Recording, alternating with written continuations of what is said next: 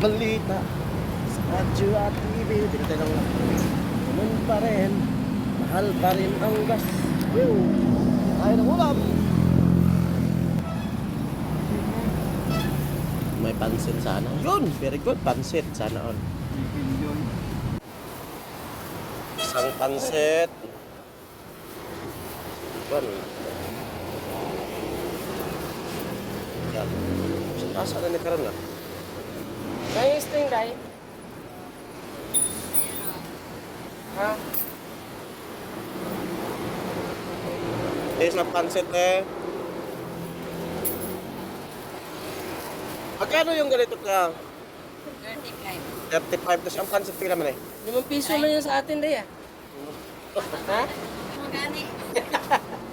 Pangatag na yan. Tapos isa na te. Para 15. sa paghihulat. Atak!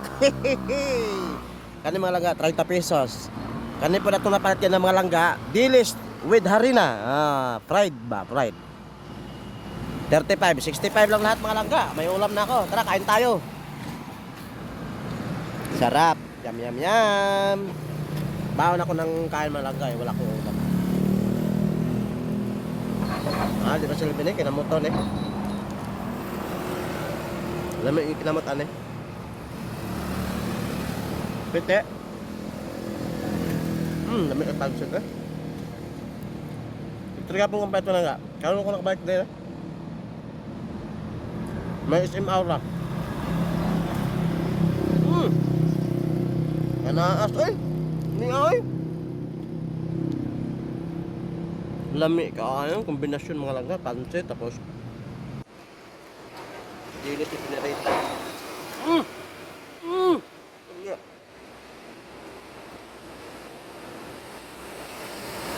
Baon ako ng mga langga kasi ito lang. Mahal ng kanin ngayon pag bibili ko. Tapos hindi naman sa ag-iinarte tayo. Feeling barte lang talaga. Hindi kasi pare-pareho. Meron din kanin masarap. Meron din kanin na hindi masarap talaga. Grabe.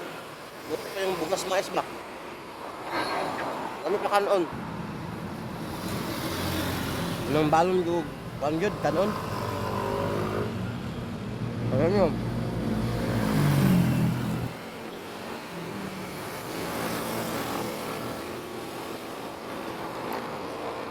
Ito ulam na balik ko langga, 65 pesos lang lahat. 30 yung pancit, 35 yung dilis. 65. Hatiin ko to hanggang mamaya tanghali.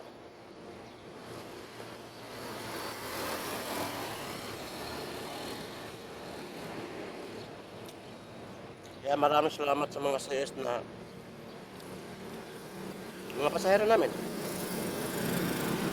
Mga nagbibigay ng mga tip na ipinipon namin yon para makabili kami ng ulam.